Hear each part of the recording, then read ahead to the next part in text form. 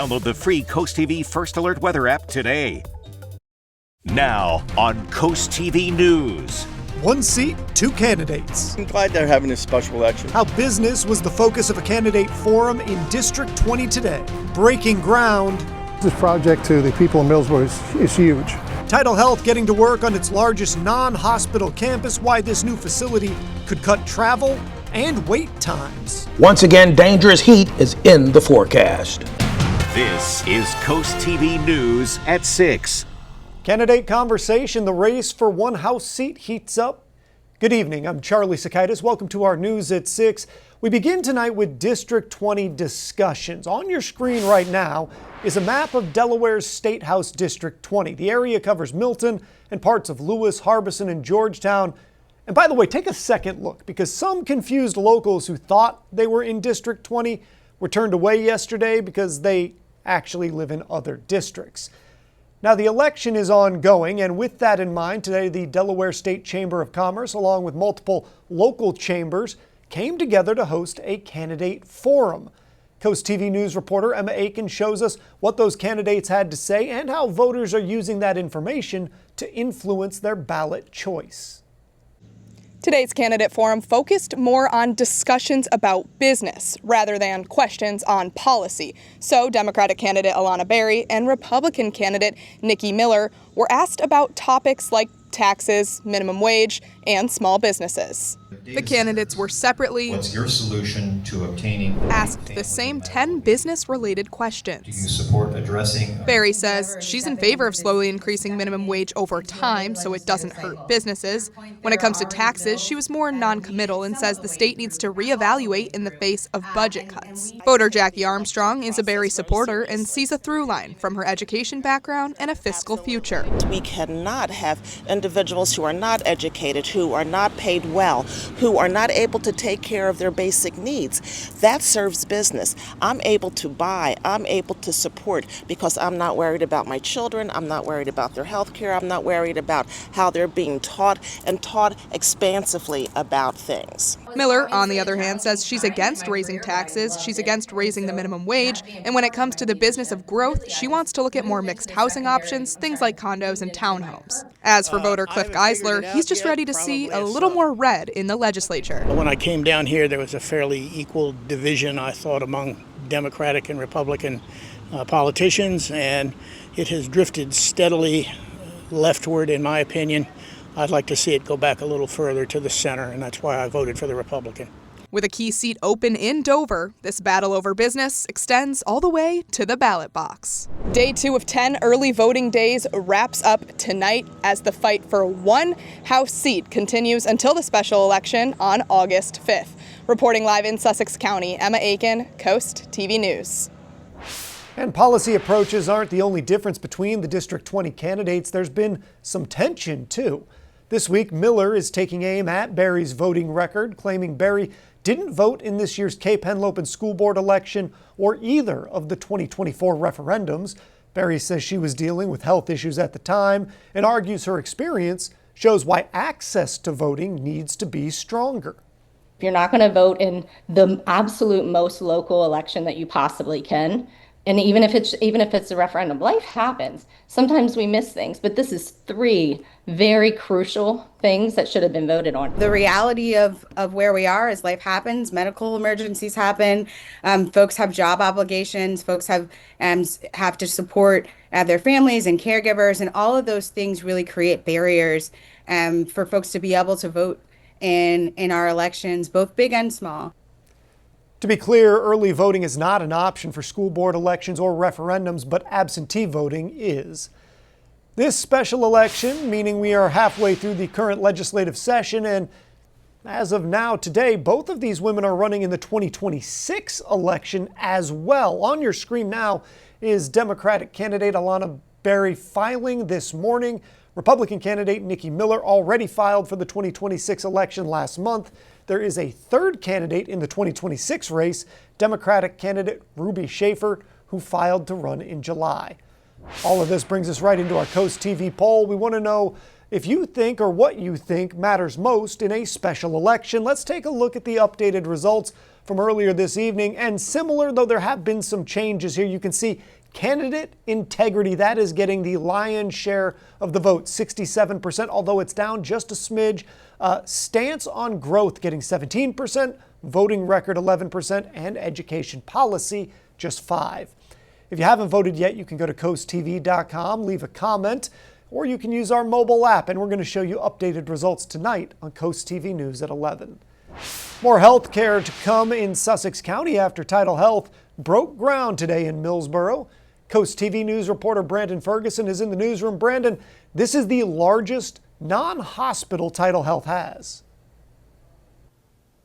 Charlie, the over 150,000 square feet facility will go at the intersection in Millsboro where Route 113 and Route 20 collide. Now on your screen are renderings of what this campus will look like in just about a year and a half. It will feature 3 buildings in total when completed and will offer 12 total services. Stephen Leonard is the president and CEO of Tidal Health. He says this facility will have a big impact on healthcare in Sussex County.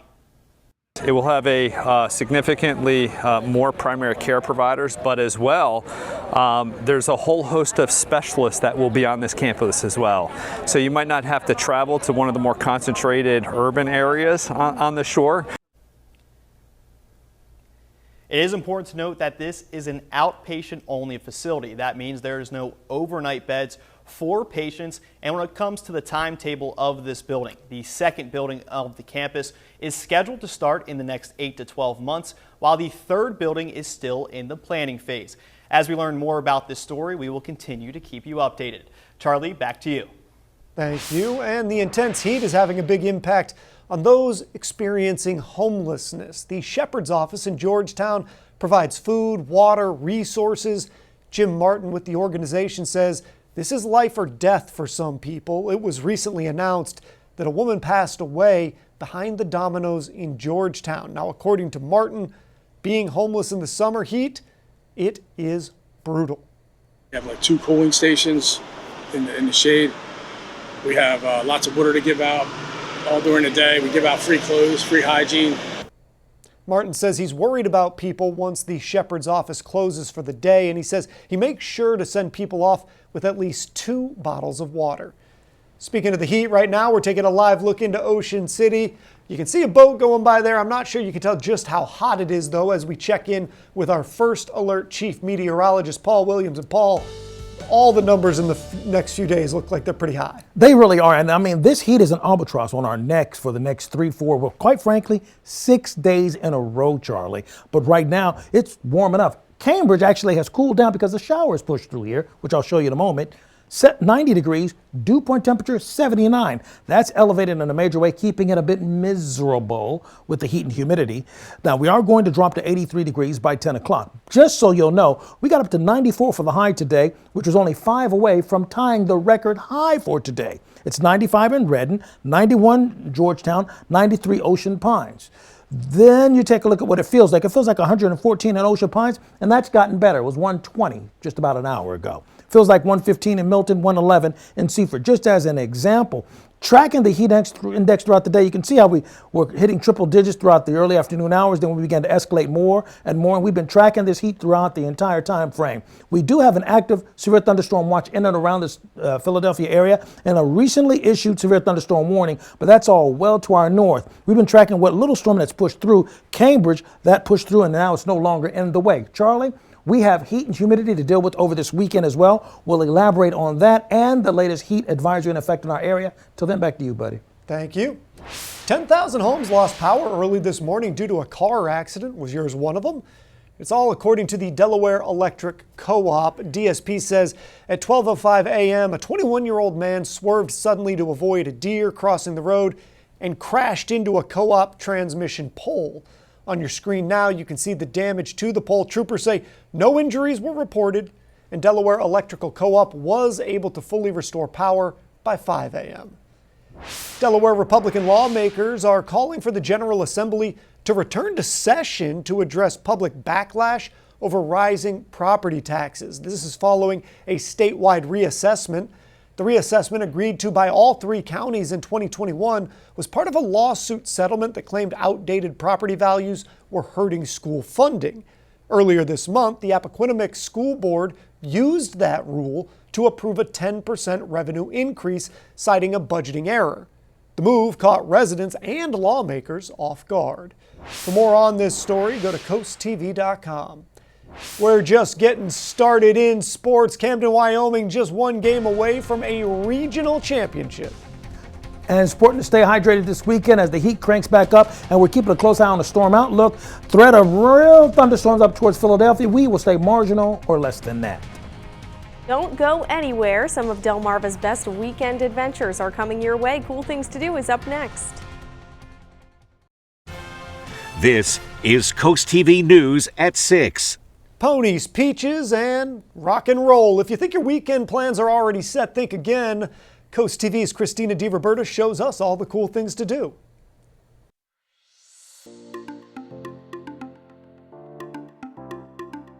It is almost time for one of Delmarva's most iconic traditions, the pony swim, and the fun starts this weekend in Chincoteague. Friday and Saturday, the Chincoteague Carnival runs from 7 to 11 p.m. with rides, games, and plenty of food. And Saturday morning at 7 a.m., it's the South Herd Roundup. Saltwater Cowboys will ride out to gather more than 50 ponies from Assateague Island, and you can watch the herd arrive at the Southern Corral on Beach Road. In Milton, it's Peaches by the Beaches. Head to Hudson Field Saturday from 10 to 3 for fresh peaches, sweet treats, and even a petting zoo. Then from 5 to 7, you can meet the Milton firefighters outside Dogfish Head, check out their gear, ask questions, and enjoy a family-friendly evening. Or if you're looking for a little history, Saturday night, join the Lewis Historical Society for a walking tour at Cape Henlopen State Park. It'll feature stories of shipwrecks and rescues under the stars. And wrap up the weekend Sunday from 4 to 9 at the Rehoboth Beach Convention Center with a 60s and 70s rock and roll dance party. You can find all the details over on our website, CoastTV.com. Just click on Cool Things to Do. Taking a look at our planner, we're looking forward to continue to stay a bit on the steamy side for the rest of the night.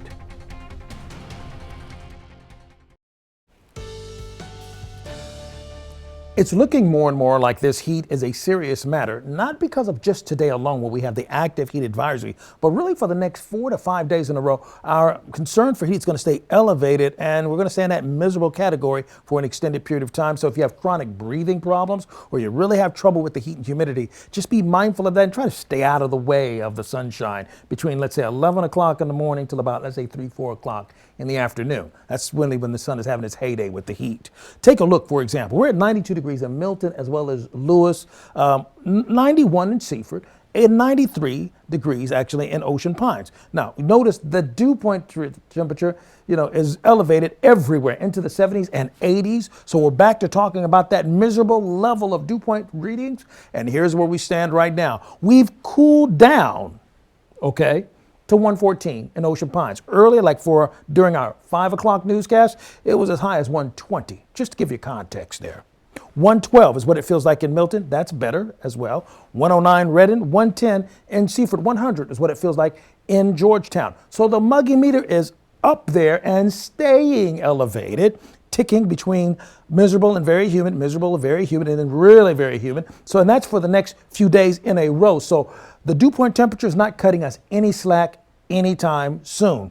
Now, we're seeing it staying relatively clear. We had a cell that pushed through quickly in Cambridge. I have another one that's north of St. Michael's, headed towards Easton, and it's sliding towards the southeast at approximately 15 to 20 miles per hour. We have a small area with an active severe thunderstorm threat in and around the immediate Philadelphia area. Aside from that, relatively speaking to our neck of the woods, this trough is creating most showers that's dancing around our immediate area. Now, we're going to brace for the possibility of a flash thunderstorm for late tonight going into tomorrow morning, only because we're just so hot and so humid and the atmosphere is just juiced up for that. But overnight, we're going to drop into the 70s.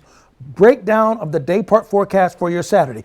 I don't see Saturday being a problem, and in fact, a little bit cooler for us on Saturday with temperatures in the 80s. Now, the heat, or the future feels like it's going to stay elevated into the triple digits over along Highway 113, but for most other areas, we're going to stay relatively within that area we expect for summertime.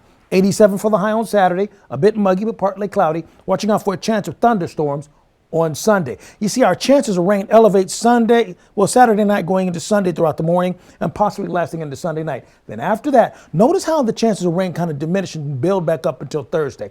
Well, that's also indicating more heat gets a chance to pounce on top of us. As a result of that, we see scattered showers popping in and out, but those aren't necessarily sure bets, okay? They're anomalous at best, and we could see perhaps a better developed storm north of Ellendale by late Sunday night. All that being considered, we are watching out for excessive rainfall, marginally small amount for us then. Our Chincoteague Pony Swim kicks off on Wednesday, 90 degrees, hot, humid, but a lot of fun. Finally, here's a look at the extended forecast. Those are some big numbers, Paul. I see them. Frequent Delaware drivers may want to snag an easy pass now. According to officials, the Delaware Division of Motor Vehicles says starting August 1st, they're going to offer free transponders. This is only for people who open a new Easy Pass Delaware account. Officials say the special that lasts until the end of August. Get ready for one of the Eastern Shore's most iconic traditions, the Chincoteague Pony Swim. Watch live as the Saltwater Cowboys guide the wild ponies across the Assateague Channel to Chincoteague Island. Coverage begins at 7 a.m. this Wednesday on DSN and anywhere on DSN+. Don't miss the tradition, the excitement, the magic of the pony swim, only on DSN. And the Little League Softball Mid-Atlantic Regional Tournament happening this week, and the Delmarva Sports Network, they're in Bristol covering it. Delaware's Camden, Wyoming squad, well, they have brought you, this is all brought to you by Preston Automotive, and we have live updates on the Delmarva Sports Network app, the website, and social media. Delmarva Sports Network from the Wawa Studios. Camden, Wyoming softball needs one more win to punch its ticket to the Little League Softball World Series. They'll get the chance to do it against a team they lost to earlier in this same regional tournament. It's a rematch with Pennsylvania for the ladies from Delaware. They earned this opportunity after taking down New Jersey's Toms River 3-1 on Thursday night. Cheyenne Benson was stellar in the circle once again, working out of trouble time and time again, in addition to adding another 6 strikeouts to her ledger this summer. Delaware scored all 3 of its runs in the 4th inning, thanks in large part to hits by Alyssa Powell and Camille Logan. Logan went 2 for 2 on the night. Now they'll look for revenge against Pennsylvania, who won the earlier matchup 6-2. First pitch is set for 7 p.m. Be sure to follow along on our DSN social platforms to find out if Camden, Wyoming will punch its ticket to Greenville, North Carolina.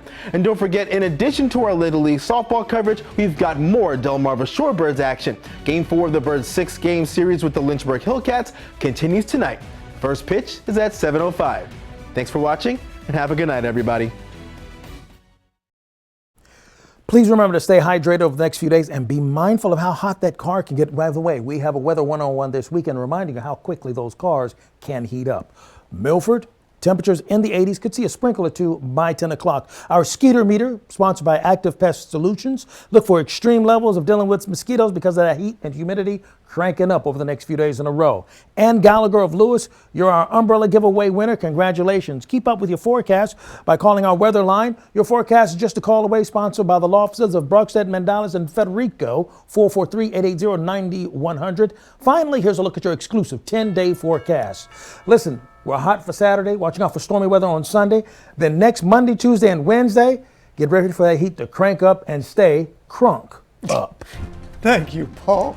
And thank you for joining us here for Coast TV News at 6. For more news, more local weather, more of Paul Williams, download our Coast TV News app.